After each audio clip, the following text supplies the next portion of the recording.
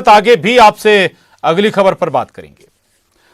आगे बढ़ते हैं, एक और बड़ी खबर रायपुर से। नेता प्रतिपक्ष के बेटे पर रेप का आरोप लगा है। पीसीसी अध्यक्ष मोहन मरकाम ने निशाना साधा है। बीजेपी का चाल चरित्र लोगों के सामने आया है। पूरी बीजेपी दुराचारियों के साथ खड़ी है, ये कहना है मोहन मरकाम का।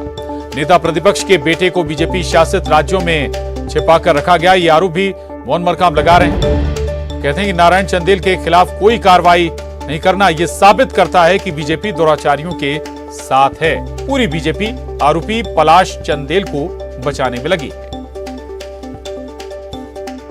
भारतीय जनता पार्टी और भारतीय जनता पार्टी के नेता अपने आप को संस्कारवान पार्टी के सदस्य मानते हैं। माननीय मोदी साहब कहते हैं बेटी बचाओ बेटी पढ़ाओ, मगर भारतीय जनता पार्टी का चाल चरित्र देश और प्रदेश के सामने आ गया है। भाजपा दुराचारियों के साथ नारायण चंदेल के दुराचारी बेटे के बचाव में पूरी भारतीय जनता पार्टी, भाजपा प्रदेश अध्यक्ष अरुण साव बताएं आदिवासी। देवव्रत भगत हमारे साथ जुड़े हुए हैं। देवव्रत, बेहद गंभीर आरोप लगे हैं नारायण चंदेल के बेटे पर। अगर वाकई में लगता है कि कोई दिक्कत नहीं तो फिर प्रशासन के, पुलिस के सामने क्यों नहीं आते?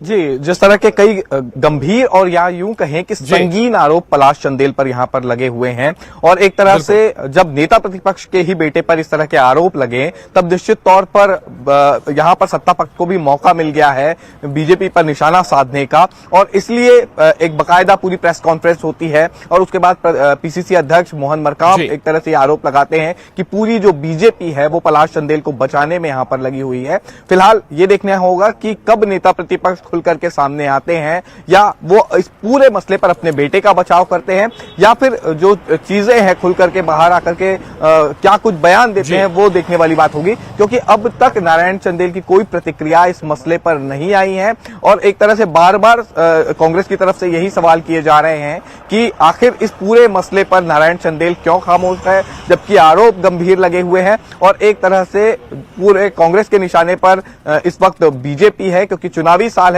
और ऐसे में कोई भी मौका जो है कांग्रेस नहीं छोड़ना चाहेगी। अब ये देखना होगा। हालांकि ऐसा मसला कि बीजेपी को बैकफुट पर जरूर ला दिया इसने। रहिएगा आप देवव्रत, आगे भी आपसे बात करेंगे।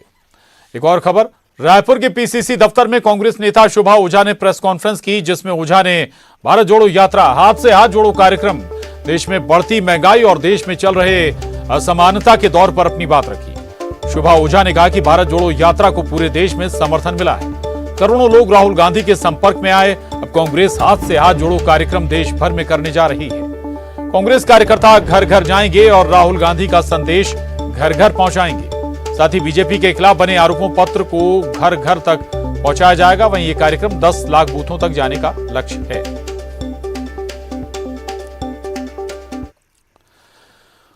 आगे बढ़ेंगे। किंग खान शाहरुख खान की फिल्म पठान को रायपुर में पहले ही दिन जबरदस्त रिस्पांस मिला है। रायपुर में फिल्म की बंपर ओपनिंग हुई है। राजधानी में संडे तक थिएटर